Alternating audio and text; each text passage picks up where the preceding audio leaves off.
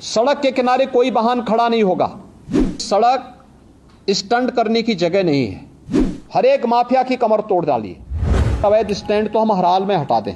किसी भी सड़क पर, वह हाईवे हो, स्टेट हाईवे हो, एक्सप्रेसवे हो, जिला मार्ग हो, नगरीय चौराहा हो या कोई भी अन्य स्थल हो, अवैध bus stand, taxi stand, three wheeler stand, rickshaw stand या कोई भी इस प्रकार की अवैध गतिविधि नहीं चलनी चाहिए।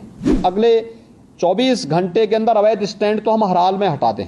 माफिया प्रवृत्ति के किसी भी व्यक्ति को किसी भी ठेका पट्टे के साथ मत जुड़ने दीजिए। एक भी माफिया जुड़ेगा, उसका पूरा गैंग फिर वहां पर अनैतिक और अवैध गतिविधियों का अड्डा बना देगा। हर एक माफिया की कमर तोड़ डालिए। कोई भी अवैध और अनैतिक गतिविधि उसको मत संचालित करने दीजिए। उसकी आर्थिक स्थिति अगर मजबूत होगी तो आपका जीना हराम कर देगा। उसकी आर्थिक गतिविधि को पूरी तरह ब्लॉक कर देना। और ये जितने भी अवैध स्टैंड चल रहे हैं, डग्गा मार बसें चल रही हैं, ओवर लोडिंग के कार्य चल रहा है, इसमें माफिया ग्रुप अभी भी हावी है।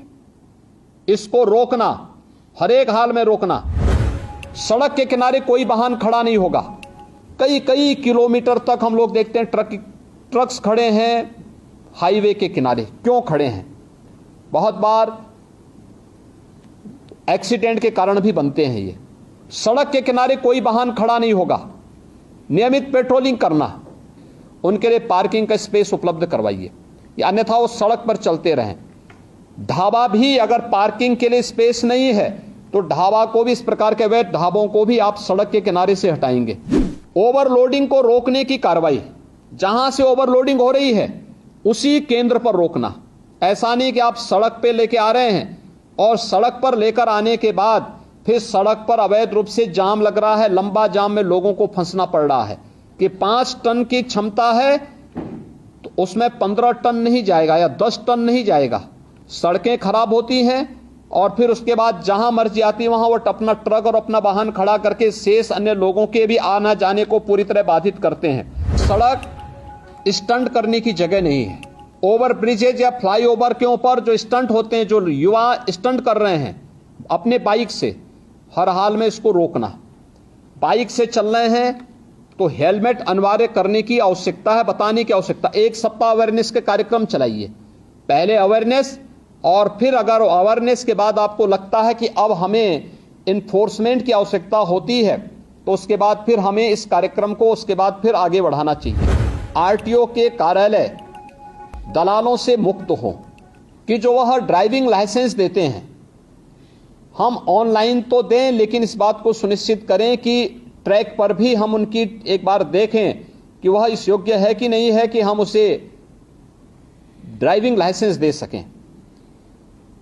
अन्यथा खैरात के भाव बांटने की वो बंद करिए और आरटीओ के कार्यालय दलालों से मुक्त हो। किसी भी प्रकार की दलाली की गतिविधि वहां न चले। स्पीड ब्रेकर बनते हैं सड़कों पर, एक कमर तोड़ू न बनाए। एक टेबल टॉप स्पीड ब्रेकर बने।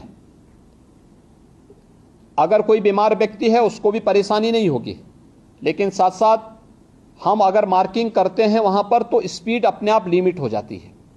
लेकिन जब वह कमर तोड़ू बनाते हैं तो कोई बीमार व्यक्ति जा रहा है उसके लिए बड़ा, या कोई बच्चा है, कोई गर्भवती महिला है, उसके लिए खतरनाक हो सकता है। कहीं भी हमें ये कमर तोड़ू स्पीड ब्रेकर नहीं दिखने चाहिए। इनको हटा दीजिए, जितनी जल्दी हटाइए उसको।